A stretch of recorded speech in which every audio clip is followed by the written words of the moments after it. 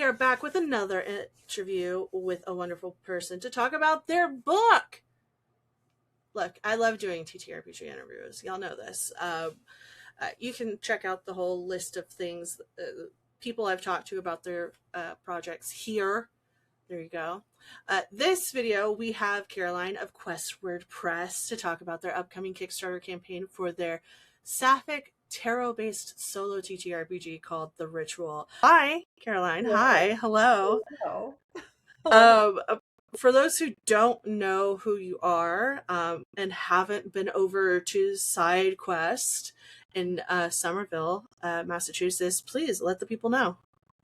Hello, I'm Caroline Sheridan. I wear a couple different hats in this part of the world. I own SideQuest Books and Games, which is a fantasy shop for sci-fi and fantasy books, mostly independent tabletop role-playing games, and nerdy knickknacks. We're in Somerville, Massachusetts, like you mentioned.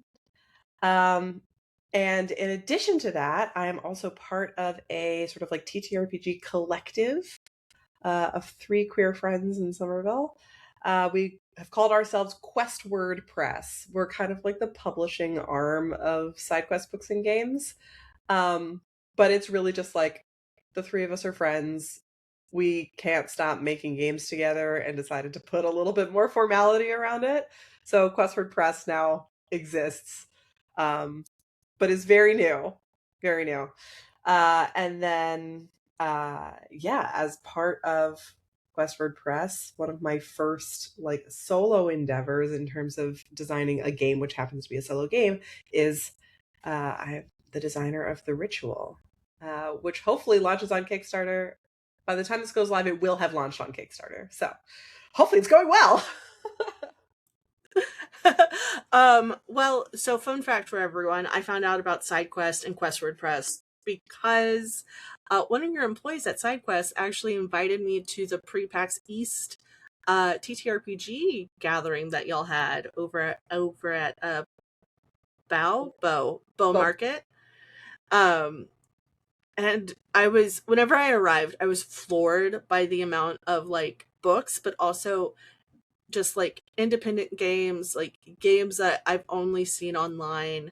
And I was like, oh, I wish I had backed that. And then like I see it like in its physical presence, to include a sewing game that I wish I had backed a few years ago. It's like a sewing one. And then you also have the like blind bag games, which I love. Yes, so the sewing one is Amending by Shin Yin Core, which I actually did back like 5 years ago when it first came out. It's such a beautiful game. And then we do these fun like blind date with a TTRPG little bags, like blind date with a book, but they're all just like 1-page RPGs and everything that you need to play is in the bag. And people love those. It's a really like low stress, super accessible way to kind of maybe get into TTRPGs if you've never played them before, or like try out a new system. So we're really excited about the diversity and volume of indie TTRPGs in the store. It's kind of our like bread and butter, and I just love designers and like the cool shit that they make. So some people make some cool shit, and it's like so amazing to see just like a new take on telling stories. So you kind of mentioned it before, but who and what is Questward Press? So Lara and Morgan and I. Lara is the shop manager at SideQuest, and Morgan is a good friend of both of ours.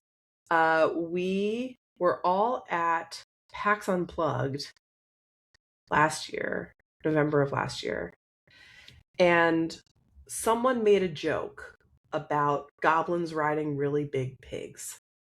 And we started just being like, oh, that would be a really funny game. And we started just like riffing on this thing, and it truly was a bit that went too far. And that became our first game, which is War Pigs. We kickstarted it being like, we need $300 to print this thing, and it kind of took off. Um, and then from there, we've been like, that's a game idea. That's a game idea. That's a game idea. And we have all of these different projects in the works. And we decided to get a little bit more formal around it, just to put some separation between SideQuest the store and the stuff that we were working on, but it's still affiliated with SideQuest. But yeah, it's the three of us, and we obviously work with other folks as well. But one of the three of us has to be kind of like a principal designer on a project for it to sort of go through Questward. But it's super new. It's super, super new. So we're still trying to figure out what it looks like. And at the moment, it really is just sort of like a wrapper around these harebrained ideas that we have. It's the biodome in which you keep all your experiments. I love that. Yeah, exactly. By the way, I want to thank you for giving me a sneak peek into the ritual. I already took a look at it, and I'm so excited. I I I love the part where you have like the play instructions, and it's a deck of tarot cards, 8 tokens, 2 to 3 hours, and courage. What kind of courage do you think it takes to make games like this, especially in a time where like the timeline seems to want to suck the fun out of everything? Yeah, totally.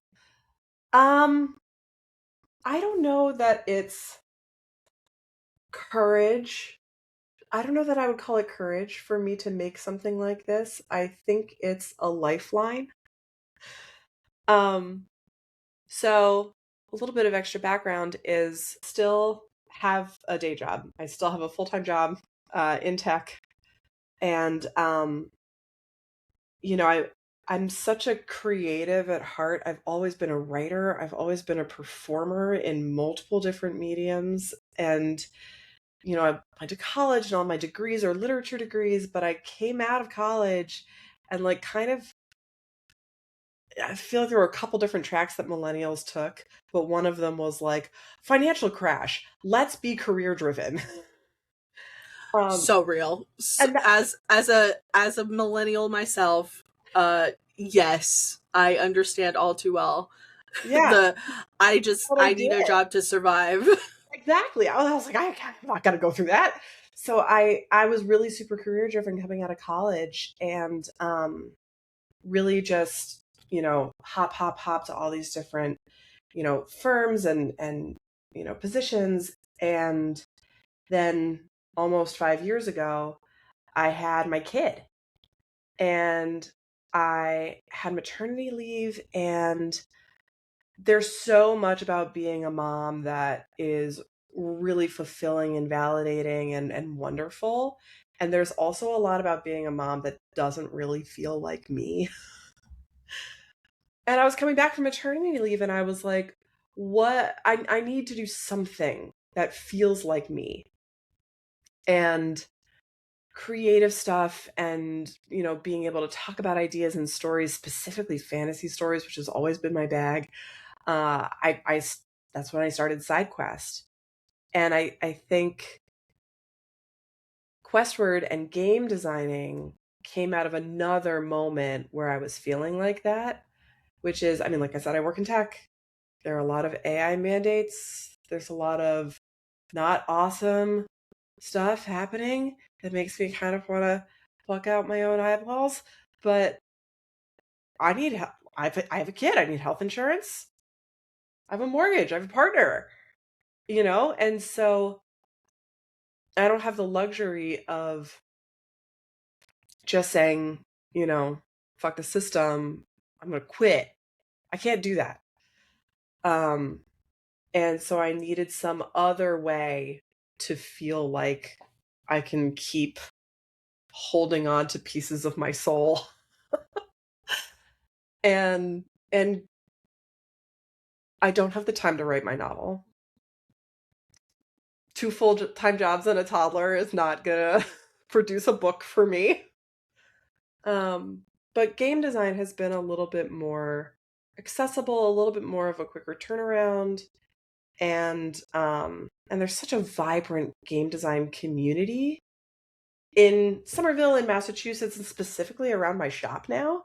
So it's been really wonderful to be in community with those people and talk and share ideas and share resources and playtesting and feedback and all this kind of stuff. So there's a really vibrant sense of connection that comes with that part of creation. So I don't know that it took courage to make this kind of game so much as it was like a desperate leap to do something that felt like me, that was expressive and creative and full of all of the tropes that I love. So that's where that came from. Love that. Love that. So how did the ritual come about? Because I saw that there was a game jam and that this actually had a different name at one point, or like a fun little moniker. Uh Yeah. could you explain that? Yeah. So Steph is one of the designers at Fistful of Crits, which is a game design duo out of the UK. And a while ago, she released a game called Sworn Heart, which was a 2-player game based off of the T. Kingfisher novel. And T. Kingfisher is like a patron saint of SideQuest. We love her. And her romantasy novels are some of my favorite romantasy novels. And so I connected with Steph and we were talking back and forth about this sort of like interplay between romantasy as a subject and then also game design and how do you pull those two things together. And then she started a romantasy TTRPG game jam on Itch. And I was like, yes, this is everything. This is everything I ever wanted.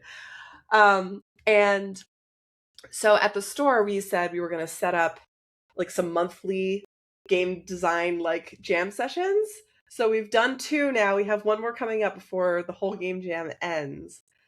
But you know, as soon as that came out, we had so many different ideas flying around, and the full trio of Questward, me, Lara, and Morgan, are working on like a separate game that's also for this game jam, the 3 of us.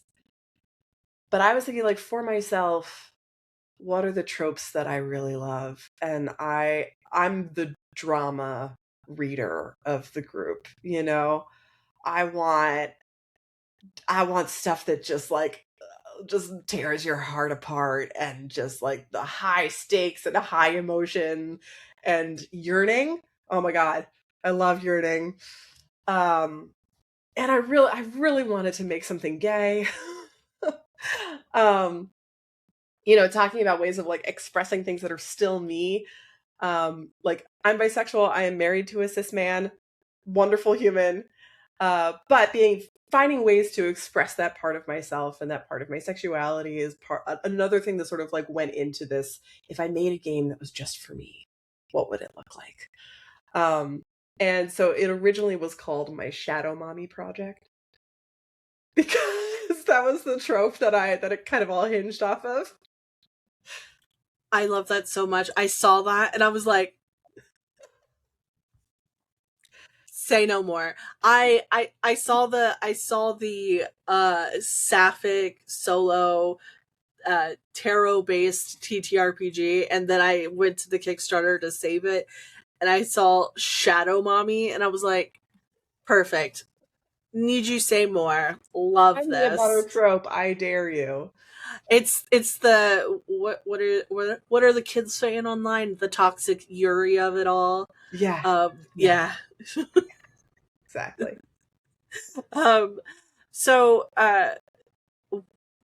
for those who want to know more, and especially with the words sapphic, tarot based, and solo TTRPG, those are all separate amazing things, but combined they do. I've looked at the game, make an amazing game. For those who want to know more, what is the ritual?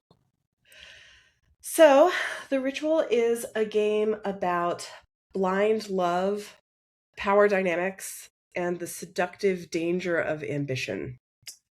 You play as the supplicant, who is desperately, completely, blindly in love with a very powerful and ambitious woman.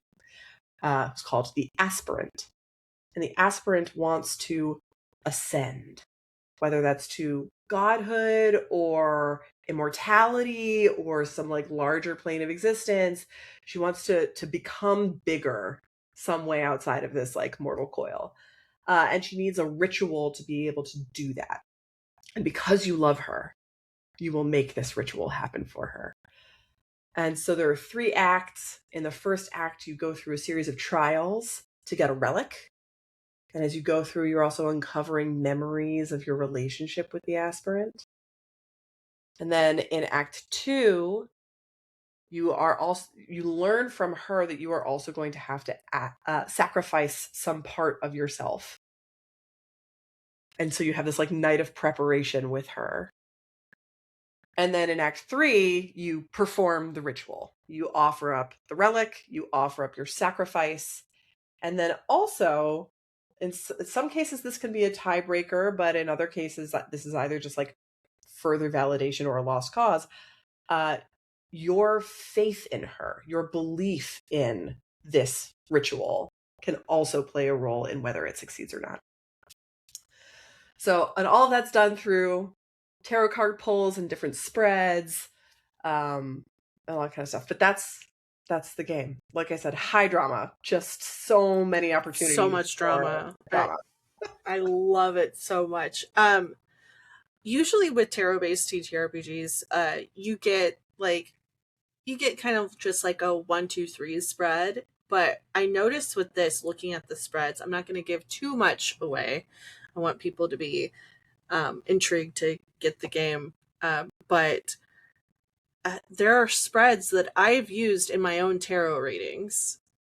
And then there are some newer ones. How important was it to incorporate actual tarot spreads that you could use in everyday readings into this game? Yeah, I love that question. I'm pretty new in my tarot practice. It's not something that I've done sort of, throughout my life or anything. I don't have an intuitive understanding of all of the different cards. Like, I still sit there with my guidebook. But when it comes to actual spreads of tarot cards, I've never looked any spreads up. I've always made them up myself. And I think it's because, like I said, I work in tech. This is going to be a long-winded way to get here, but bear with me. I'm an information architect, which means that I do conceptual database design. So I do a lot of like entity relationship diagrams and taxonomies and ontologies and lots of different ways of associating concepts with each other. So I have this kind of like spatial awareness systems brain and approach to things. And I think figuring out a tarot spread that feels natural for the intention that I'm sitting down with has always been like really organic for me. So when I was trying to work through this game and figure out what would be an appropriate spread, I wasn't basing it off of anything that might exist out in the wild. It was more like, what is the point of this narrative moment in the game? And how might the spatial relationship between these cards and what they're trying to answer kind of like mesh together into something that's going to feel cohesive and intentional. So that's where the spreads came from. I mean, they feel like like I said, like something you would use if you're using different tarot spreads. Like if you're reading for yourself or someone else, you're trying to answer questions. So like, I love that. I love the fact that this is a Steam like type of game. For those who don't know what Steam is, it's STEM, but with arts. That's what this is. This is a Steam. I love the fact that you use your knowledge already of something that you do in your everyday life in your tech job in an art space, which is we need more of. But a lot of people need to understand that art's not separate from the technology and science science is an art, technology is an art. It's art is in everything that we do. So yes, I love that. So like you said, this is not the first project but that you kickstarted, but this is the first project that Questward is kickstarting. So what was the mentality kind of going from game jam to kickstarting the Yeah. game? I mean, I think there's been a lot talked about and written about this, but Kickstarter can be more often than not more of a marketing tool than a fundraising tool. I'm so small potatoes, right? I'm not coming at this being like, I'm going to do this huge marketing push and I have this huge plan behind it and all that. I don't have time for that. But I knew that, my local community at the store is definitely going to support, and that was never kind of in question. But I think I'm not the only one who loves these things. And um and giving people an opportunity to express their excitement and, get a first copy, uh I think was a large part of why I decided to kickstart this, as opposed to just printing it myself with my own funds and then trying to get it out there. The other side of this is that SideQuest as a shop doesn't have an online store presence. So Kickstarter at the moment, I say at the moment, because at the moment, Kickstarter is one of the only ways that I can guarantee there's going to be a process around shipping stuff to people who are not local. So that may change. Fingers crossed it does change in the relatively near future. But for right now, I was like, there are gonna be people who want this that are not like in Somerville, Massachusetts. And I want to make sure that they can get it shipped to them and that I have a process around tracking all of that and making it happen. So Kickstarter was kind of the way for me to do that. But it's a really small Kickstarter. Our goal is like $550 to just fund the initial print run, and like cover the Kickstarter fees and that kind of thing. But it's just me, and if we raise over that, I have to, people are excited about it. If we raise over that, it'll go towards making more stuff. It'll go back into Questward and into our bank account so that we don't have to do a Kickstarter for everything that happens. We will have a little bit of funds to just, print some stuff on our own moving forward. But yeah, that was kind of the thought behind it. I love that. I love the fact that you're like, you have a thought of it, of how to move it forward. Also, yeah, printing and shipping is expensive, and especially if you don't have that mechanism already set up, it can get out of hand real quick. What can people expect whenever they back this project? Like I said, it's small. It's a small Kickstarter. There are not any like big stretch goals or anything like that. It's really just an opportunity to get the game, especially if you're not local. But the one little special secret thing that will be on there is add-ons. There is an add-on for a physical copy of War Pigs, which if you didn't get in on the original Kickstarter for that and you're not local, this is a way to also get a physical copy of War Pigs. I know whenever I was there for PAX East this past year, or this year, it was sold out. So I love the fact that that is a possibility.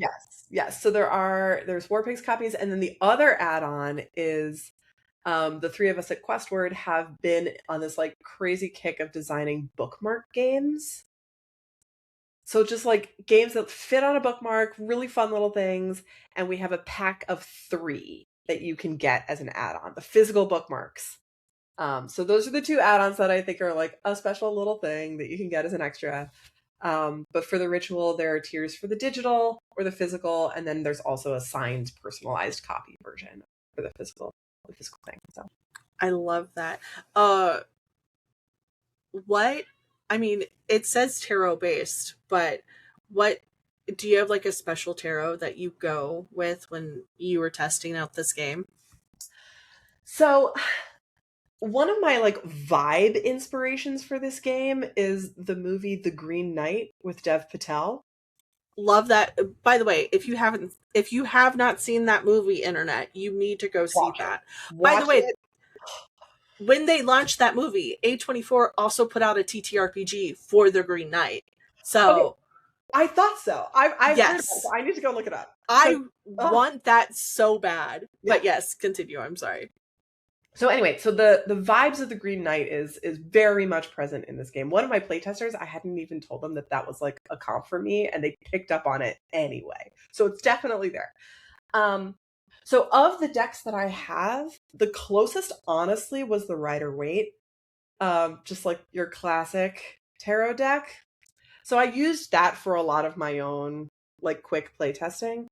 But my favorite deck that I have is my Ethereal Visions deck, which I don't have next to me, unfortunately. But it's beautiful. It's like gilded. It's sort of like 1920s Art Nouveau style. Just gorgeous. But I would say for this game, the Rider-Waite is a good one. The other one that's really good actually is the Dark Wood tarot deck with art from Abigail Larson, whom I if you don't know, I'm gonna have to go look this up. Her like gothic art style just speaks to my soul. So that's another good deck to play this game with, I think. I'm looking at now. I have to look. Yep, gorgeous. Okay, yeah, I can see that. I can see that so well. Yeah, yeah. You kind of mentioned it before, but when the campaign ends, what's the plan? How is the production going to go? So this is tricky because we have a couple events coming up right at the beginning of August, including an incredible event called Dyke Fest, which happens in Somerville. And so here's the thing. I need this game to be printed for Dyke Fest. So probably what I'm going to do is dang. I'm probably going to like fund it my own money by the end of this week to get it printed in time for early August. So the timing just is what it is. So when the funds from Kickstarter actually close at the end of this month, I will get to pay myself back, which will be really nice. So how long is the campaign going for? It's just till the end of the month. It's just like just like 2 weeks. Yeah. 2-3 weeks. Oh wow. Yeah. It's a quick little thing. Quick. So, flash in the pan, blink you miss it. Gotta get on it fast. All those things. Yeah. Oh my gosh. What kind of projects are y'all looking forward to doing with Questward Press? So like I mentioned, we have that other one that we're designing also for the Romantasy TTRPG. That's a I'll Find You in Every Lifetime tarot-based 2-player, which I know. So keep an eye out for that one. But I think we also have like 9 or 10 other half-finished things, and it's different permutations of like Morgan and Lara have a note trading game. Morgan and I have a solo silky game. Like all sort, just every other day we're adding else like something new to our ideas doc. It's just like somebody mentioned this in passing and now it's a game idea. So there's a lot coming up. Again, it's really just a way to put a formal wrapper around our very unhinged and chaotic design styles. But we just like being, we're just happy to be here. We're just happy to have a seat at the table. We're just happy to be in the community with everybody else. So that's where we're coming from with Questward. I love that. Well, let the people know about the Ritual, the campaign, where they find it, how long it's going, everything like that. Yes. So by the time you see this, the Kickstarter will be live. It runs until the end of July. You can find it in the link tree linked in SideQuest Books Instagram or Questward Press Instagram. Those are our handles on those platforms. You can also find SideQuest Books on Blue Sky. And I hope you'll come be part of it. I love that. Well, thank you so much for sitting down with me. And you can find all the links to the Kickstarter, to SideQuest, to Questword, all down in the show notes. Give them some love. If you like games like this, if you like supporting small indie games and presses this is definitely one you should be looking out for. And yeah, and thank y'all, and I'll see you on the internet. Goodbye.